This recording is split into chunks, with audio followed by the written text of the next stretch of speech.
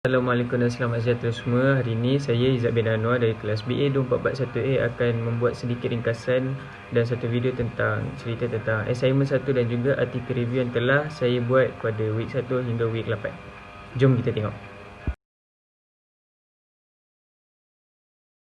Okey, sekarang kita akan beralih kepada mengkaji konsep syaitan menurut Ibrani. Sebelum itu, apa itu Ibrani?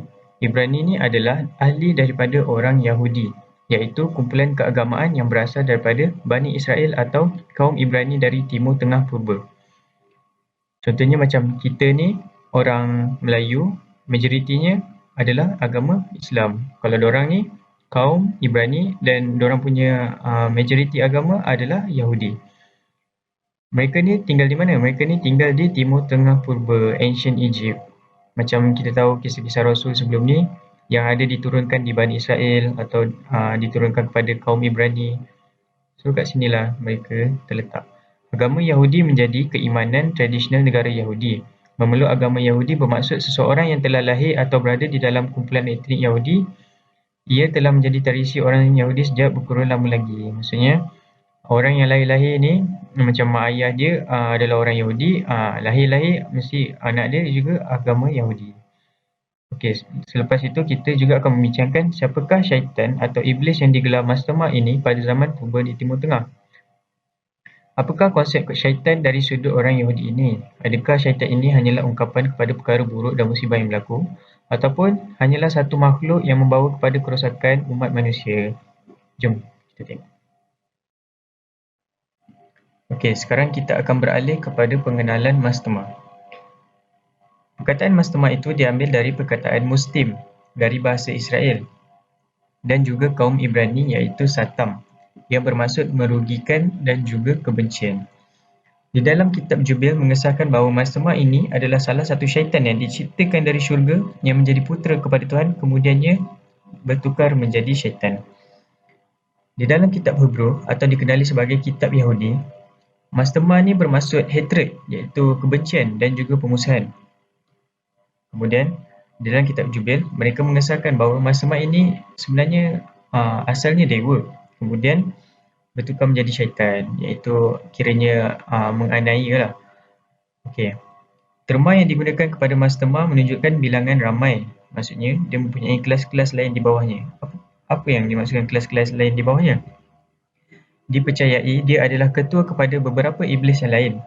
Kisah mastermind ini dipercayai antara kisah yang sulit dan susah untuk dibahaskan perilakuannya. Sebabnya ada orang cakap dia ni adalah betul-betul memang musuh Tuhan. Syaitan ada yang cakap sebagainya dia adalah putera kepada Tuhan. Kemudian dia tukar jadi syaitan. Ada juga yang mengatakan bahawa dia dari awal sampai habis adalah putera kepada Tuhan yang ditugaskan untuk memusnahkan. Okey.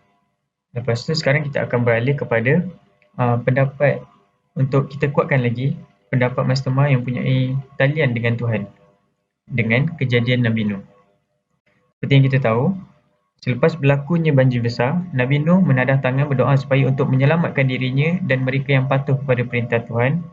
Dan juga Nabi Nuh meminta menghancurkan segala pendusta, penentang dan juga setan-setan yang menghasut mereka kepada muka pengadilan. Nabi Nuh berkata,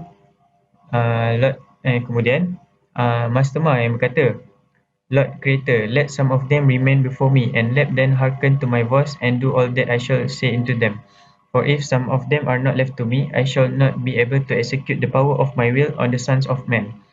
These are for corruption and leading astray before my judgment. For great is the weakness of the sons of men. Dia berkata, wahai sang pencipta, tinggalkanlah beberapa lagi mereka untukku. Jika tidak ada yang ditinggalkan buatku, maka aku sendirian tidak berupaya untuk menguji kewibaan manusia. Kerana mereka ditakdirkan untuk menghancurkan dan memesongkan mereka ke arah yang binasa. Sesungguhnya, kejahatan manusia itu sendiri adalah yang terbaik buat mereka. Katanya lagi, tinggalkanlah salah satu bahagian daripada 10. Menurut kitab Jubil 10, surat 8 hingga 9. Kemudian, Tuhan pun meninggalkan buatnya satu bahagian di bawah pimpinan mastermind. Kiranya ditinggalkan satu geng ni untuk bawah mastermind sebab dia nak cakap yang dia seorang je tak boleh nak buat kerja. Dia nak kena ada geng. Okay. So yang selebihnya itu dibawa kepada tempat penghakiman untuk diberikan balasan kepada mereka. Menurut R.H. Charles, The Book of Jubilees. Setelah itu, Mastemah telah menghantar sekumpulan gagak dan juga burung-burung untuk menghancurkan segala tanaman, buah-buahan dan juga tanah-tanah yang mereka sedang bangunkan. So, itu salah satu pengenalan kepada Mastemah. Sekarang kita akan jelaskan sifat, tugas dan ciri-ciri Mastermind. Pertama sekali, Mastermind ini dipertanggungjawabkan untuk menghasut para kaum lelaki kepada kehancuran, mengetuai kanak-kanak kepada kesesatan dan juga pertumpahan darah dalam sesuatu kaum. Gelaran putera pada Mastermind pula dipercayai bahawa dia adalah dewa yang berkhidmat kepada Tuhan untuk menghancurkan dan menghasut para kaum lelaki kepada kemusnahan. Kan dalam seperti yang saya ceritakan dalam assignment, Mastermind ni sebenarnya dia ada gelaran dia tau. Dia ada gelaran Prince kat depan. So orang ni pelik lah kenapa ada Prince. Sebenarnya dia adalah dewa yang berkhidmat kepada Tuhan. Kiranya putera kepada Tuhan. Tapi dia bukan untuk membuat kebaikan, tapi dia adalah untuk menghancurkan dan membawa kebinasaan. Dengan itu, gelaran putera diberikan kerana mengikut segala perintah Tuhan. Tapi di dalam kitab Hebrew mengatakan dia adalah syaitan yang menganiaya Tuhan. Ini kerana tidak ada dewa yang sepatutnya membawa kepada kerosakan dan kemusnahan suatu kaum. Di sinilah Mastemah hadir ke hadapan Tuhan mengatakan bahawa dia mewakilkan dirinya untuk menghasut Nabi Ibrahim dan anaknya tentang perbuatannya itu. Ini kiranya salah satu bukti yang dia adalah seorang putera yang mengikut arahan. Mengikut merujuk kepada Nancy Lynn Calvert dalam bukunya Abraham Traditions. Mastemah berkata, "Behold, Abraham loved Isaac his son, and he delighted in him above all things else. Bid him offer him as a burnt offering on the altar, and thou wilt see he will do this command. And we know if he is faithful in everything where thou dost destroy him." Yang bermaksud Ibrahim sangat menyayangi anaknya sendiri dan mengatakan sayangnya anak itu lebih dari siapa pun. Kemudian Tuhan menyuruh dia mengorbankan anaknya itu sendiri untuk membuktikan bahawa keimanan dia sungguhnya benar terhadap dan berbeza dengan ujian yang padanya yang lain. Menurut kitab Jubil 17 muka surat 16.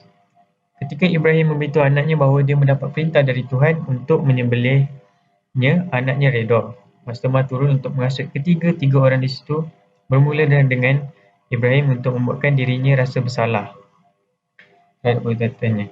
Ini kisah di mana yang kisah yang kita nak di sebalik raya haji, kan kita tahu kisah Nabi Ibrahim yang kena uji untuk menyembelih anaknya sendiri.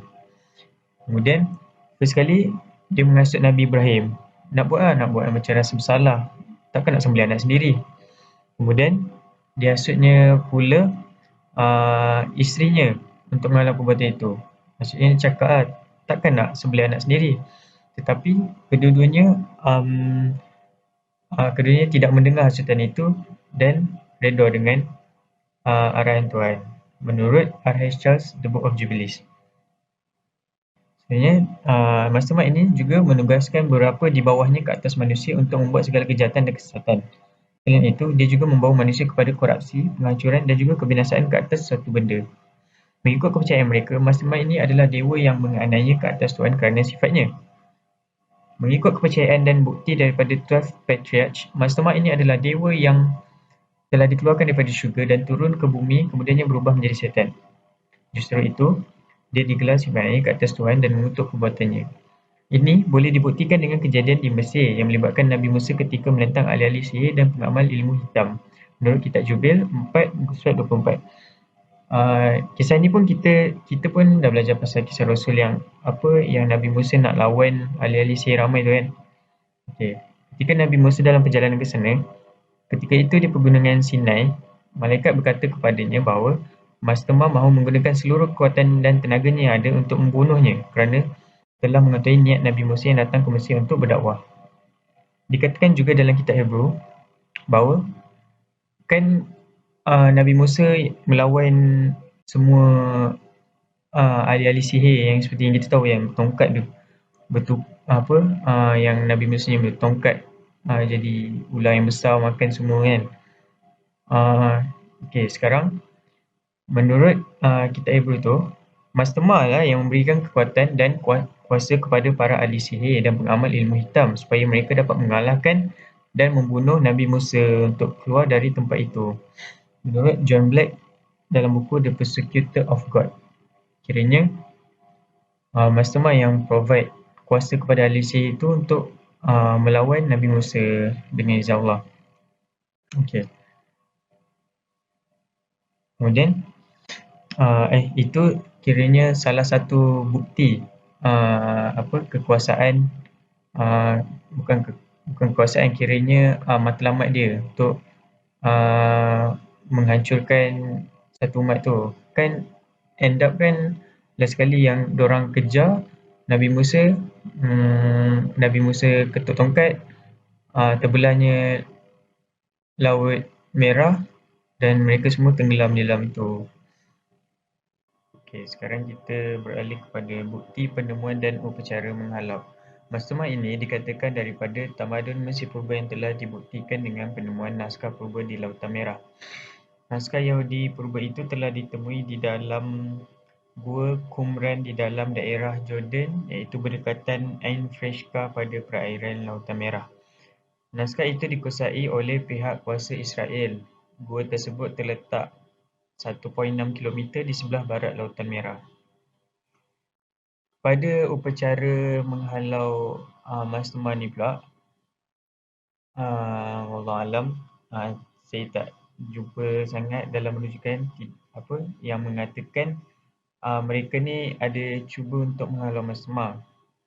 Mungkin sebab yelah dia pun ikut kisah yang saya ceritakan yang pasal Nabi Musa tu, dia yang bagi kuasa dekat ahli-ahli sihir tu, jadinya mungkin kesimpulan daripada cerita assignment 1 ni adalah Mastema ni adalah satu daripada 10 dewa yang terselamat dari dihukum bukan dewa sebenarnya, syaitan yang terselamat dari dihukum dan turun ke bumi di mana Tuhan mengizinkannya untuk menguji umat manusia.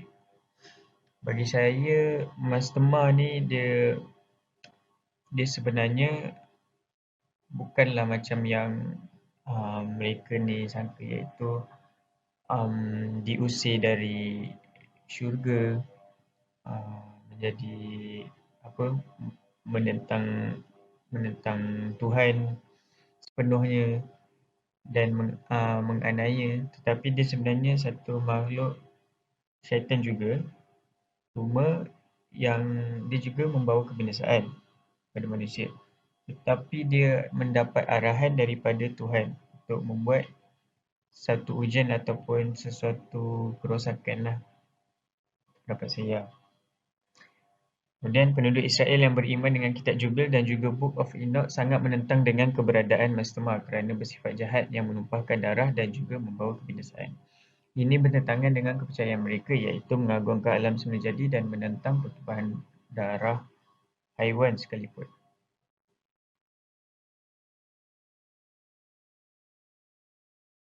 Ini pengenalan terhadap buku ini. Buku ini mengupas mengenai pandangan terhadap isu kesengsaraan atau kepayahan yang dilalui oleh satu dunia dan merungkainya dari pelbagai perspektif pandangan dan pelbagai aspek yang berlainan agama. Bukan je Bible, buku ni dia ada juga ambil daripada Yahudi punya persoalan, Buddha punya pendapat, daripada konsep syaitan itu sendiri. Itulah. Dan dia ada mengetengahkan isu ini dari sudut moral, fizikal, pemikiran dan kerohanian. Dia juga merungkai dengan mengambil banyak rujukan dari ahli falsafah Kristian dan juga kitab Bible sendiri. Pada awalnya, buku ini menceritakan serba sedikit pasal apa itu isu keseseraan daripada orang Kristian itu sendiri, bukan daripada Bible lah. Maksudnya dia ambil daripada mungkin cara pemikiran orang Kristian itu sendiri, dan ada beberapa pendapat yang bahawa kesengsaraan ini adalah datangnya daripada dosa yang kita buat kepada Tuhan. Selepas itu akan datangnya lah kesengsaraan. Itulah yang dimaksudkan dengan kesengsaraan dan kepayahan. Sebab atas dosa kita sendiri.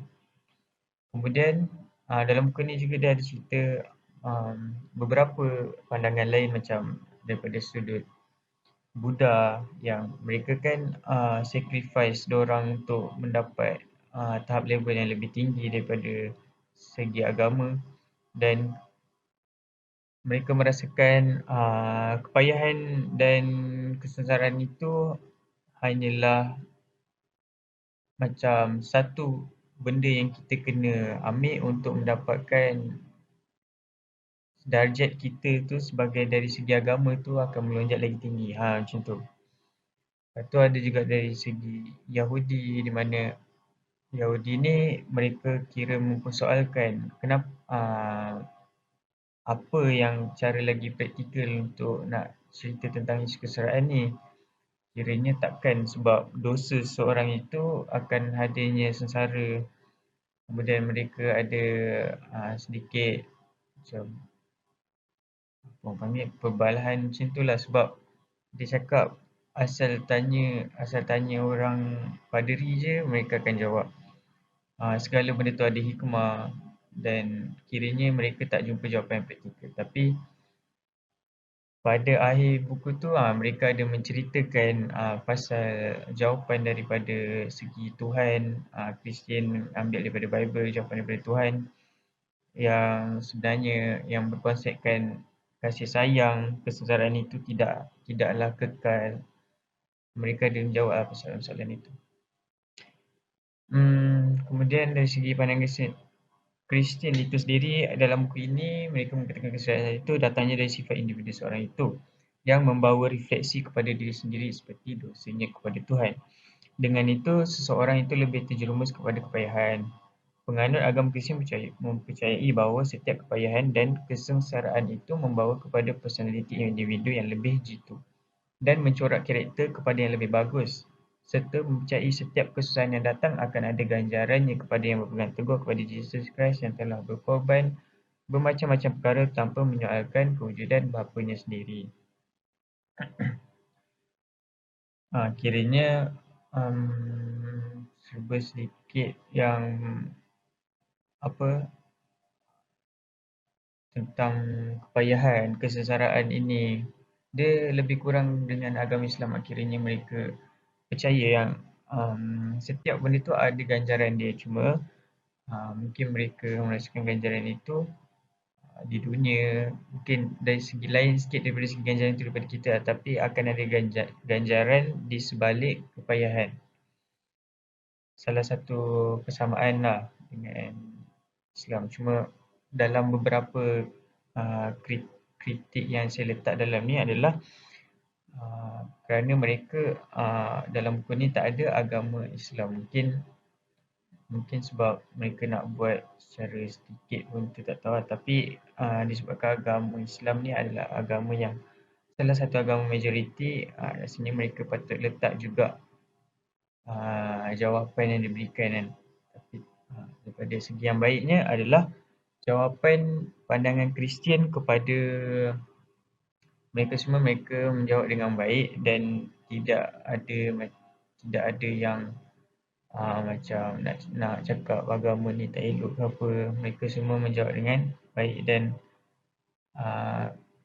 sistematik lah diorang punya soal jawab tu. Dan itulah sedikit cerita pasal buku One of the Biggest Christianity ni. Menarik juga sebenarnya untuk dibaca, menambah ilmu sedikit lah. Kesimpulan daripada artikel review ni adalah kita perlulah bersikap lebih terbuka walaupun mempunyai kepercayaan agama yang kuat. Itu hanyalah untuk memahami masalah individu yang berlainan, kerana kita pun tak tahu apa yang mereka tengah cari dan apa yang mereka tengah faham ketika itu. Dan ilmu itu luas untuk dipelajari. Seharusnya kita, walaupun kepercayaan kita kuat dan pendapat kita kuat, kita perlu juga belajar dengan satu perspektif yang lain untuk menambah kita punya ilmu sendiri. Betul, kedua kita perlulah berpegang teguh pada ajaran dan keimanan sendiri, tidak kisah kita agama sekalipun, kerana itulah benda yang menguatkan kita untuk menempuhi segala halangan di dalam dunia ini. Dalam isu kesengsaraan ini, uh, mungkin berpegang mungkin kita dah cuba sehabis baik untuk buat dari segi fizikal kita dah cuba sehabis baik, tapi kadang-kadang rasa macam tak pernah cukup, kita rasa sengsara pada orang sekeliling. Kadang kita kena, walaupun tak kisahlah kita agama apa sekalipun, kita kena menambahkan keimanan kita untuk kerana benda tu yang menguatkan kita. Itulah.